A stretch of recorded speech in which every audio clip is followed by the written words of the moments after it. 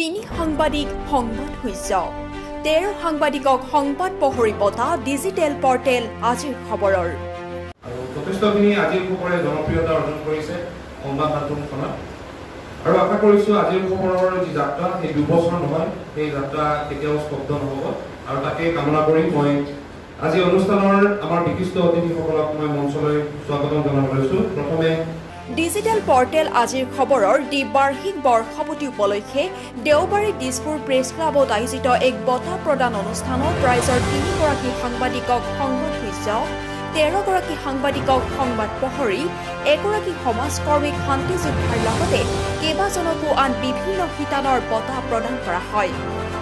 এই বঁটা প্ৰদান অনুষ্ঠানত মুখ্য অতিথিৰূপে উপস্থিত আছিল বিশিষ্ট সাহিত্যিক ডক্টৰ লক্ষ্মীনন্দন বৰা। তেওঁৰ উপৰি অতিথি উপস্থিত থাকে সমাজকৰ্মী তথা মানৱ অধিকাৰ কৰ্মী ডক্টৰ দীপজ্যোতি শইকীয়া আৰু অনুষ্ঠানত মুখ্য অতিথি হিচাপে উপস্থিত থাকি বিশিষ্ট সাহিত্যিক ডক্টৰ লক্ষ্মীনন্দন বৰাই তেওঁ ভাষণ প্ৰসংগত কয় যে সংবাদ জগতলৈ নতুন প্ৰত্যাহ্বান আহিছে। ডিজিটেল সংবাদৰ জন্ম হোৱাৰ লগে লগে বিশ্বত কাকতৰ প্ৰচলন হ্ৰাস পাইছে। ভাৰতৰ আগশাৰীৰ সংবাদপত্ৰৰ পূৰ্বৰ তুলনাত প্ৰচলন হ্ৰাস পাইছে কিয়নো ডিজিটেল মাধ্যমেৰে প্ৰতিটো খবৰ তাৎক্ষণিকভাৱে পোৱা যায়। তেওঁ ডিজিটেল পৰ্টেল আজিৰ খবৰৰ প্ৰসংগ উল্লেখ কৰি কয় যে এনে ক্ষুদ্ৰ ক্ষুদ্ৰ ডিজিটেল সংবাদ মাধ্যমসমূহে সঠিক বাতৰি পৰিৱেশন কৰি আহিছে। তেওঁ এই বুলিও কয় যে কিছু ক্ষেত্ৰত সংবাদৰ শুদ্ধতা জানিব পৰা নাযায়। সংবাদ শুদ্ধতাৰে পৰিৱেশন কৰিব লাগে বুলি উল্লেখ কৰে বিশিষ্ট সাহিত্যিকগৰাকীয়ে।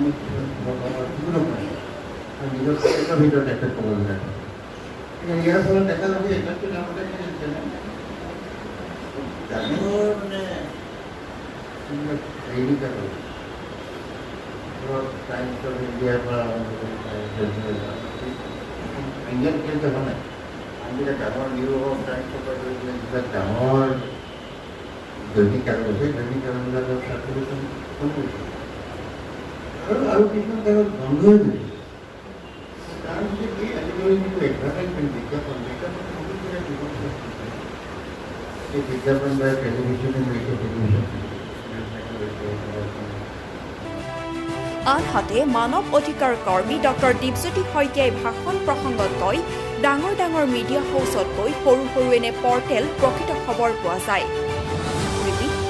আনহাতে মানৱ অধিকাৰ কৰ্মী ডক্টৰ দীপজ্যোতি শইকীয়াই ভাষণ প্ৰসংগত কয় ডাঙৰ ডাঙৰ মিডিয়া হাউচতকৈ সৰু সৰু পৰ্টেলত প্ৰকৃত খবৰ পোৱা যায়।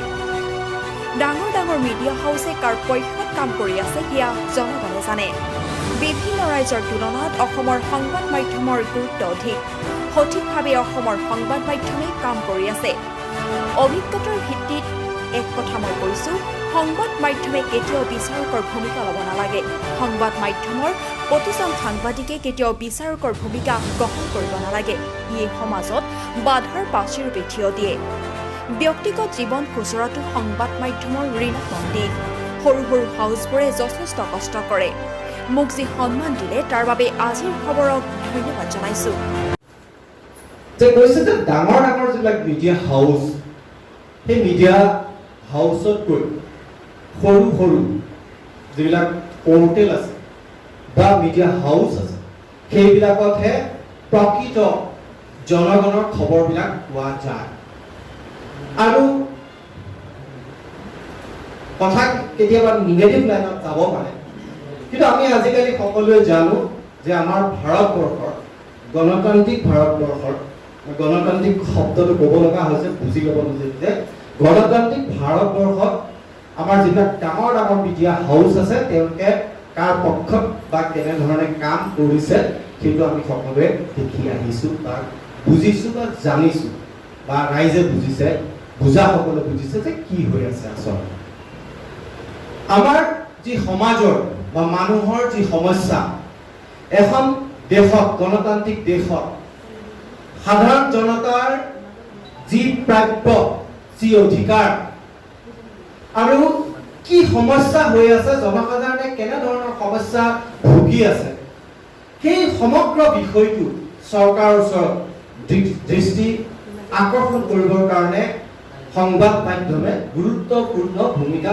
গ্ৰহণ কৰি আহিছে মই যেহেতু মই ৰাষ্ট্ৰীয় পৰ্যায়ত কাম কৰোঁ অসমৰ বাহিৰে আন ৰাজ্যত কাম কৰোঁ এটা কথা মোৰ ভাল লাগে যে মই দিল্লী বা নেশ্যনেল প্ৰপাৰ পিয়ৰ নেশ্যনেল মিডিয়াৰ কথা মই কোৱা নাই যে আন ৰাজ্যত যেতিয়া মই যাওঁ বা মই জানো বা বুজো লগ পাওঁ সংবাদ মাধ্যমৰ কৰ্মীসকল সাংবাদিকসকল সংবাদ মাধ্যমত মই যেতিয়া কথা বতৰা পাতোঁ বা দেখোঁ বা দেখি আহিছোঁ যে এই বিভিন্ন ৰাজ্যৰ তুলনাত অসমৰ সংবাদ মাধ্যম কিন্তু শক্তিশালী হয় উল্লেখ হৈছে আজিৰ খবৰৰ মুখ্য সম্পাদক চন্দন কলিতা আৰু সম্পাদক হীৰকজ্যোতি শৰ্মাৰ উদ্যোগত অনুষ্ঠিত হোৱা এই অনুষ্ঠান বন্তি প্ৰজ্বলনেৰে আৰম্ভ হয় ইয়াৰ পিছত সাংবাদিক অনুপমা ডেকা আৰু দীপাঞ্জলি ডেকাই সৰস্বতী বন্দনা পৰিৱেশন কৰে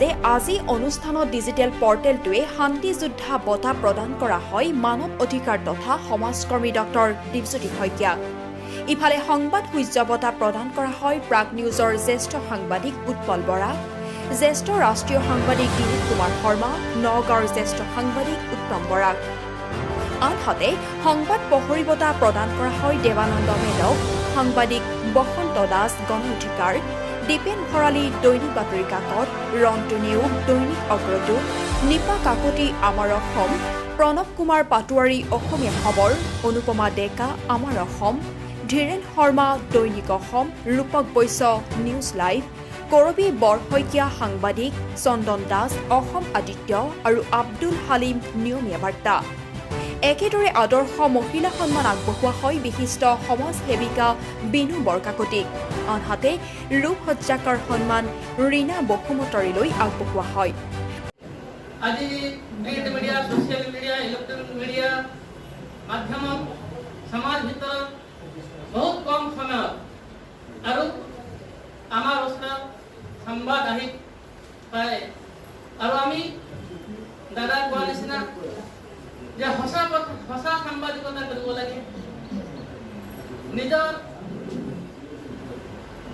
ভাৰতীয় দৰ্শনৰ বিৰুদ্ধত যি সকলে কাম কৰি আছে ভাৰতৰ ভিতৰত হওক ভাৰতৰ বাহিৰত হওক তেখেতসকলৰ যি কল্পনা ভাৰতৰ যি ঐতিহ্য আছে যি সংস্কৃতি আছে তাক অৱক্ষয় কৰাৰ কাৰণে তাৰ দৃষ্টিত আমি চিন্তন কৰিব লাগে দুই প্ৰকাৰৰ বিচাৰ কথা মই কম এটা হৈছে ভাৰতীয় বিচাৰ এটা হৈছে পাশ্চাত্য বিচাৰ ভাৰত বহুদিন ধৰি পৰাধীন হৈছিলে আমি সকলোৱে জানো ইয়াতে মোগল পঠান চোৰ তাতাৰ শেষত ইংৰাজ আহি শাসন কৰিছিলে হাজাৰ বছৰ ভাৰত পৰাধীন হৈ আছিলে আৰু এই পৰাধীন ভাৰতৰ সময়ত কালত 2200 বছৰৰ ইংৰেজ শাসনৰ সময়ত যেতিয়া ইংৰেজ ভাৰত এৰি গৈছিলে কিন্তু ভাৰতীয়তা নাছিলে আমাৰ ভিতৰত সেই হীনমান্যতা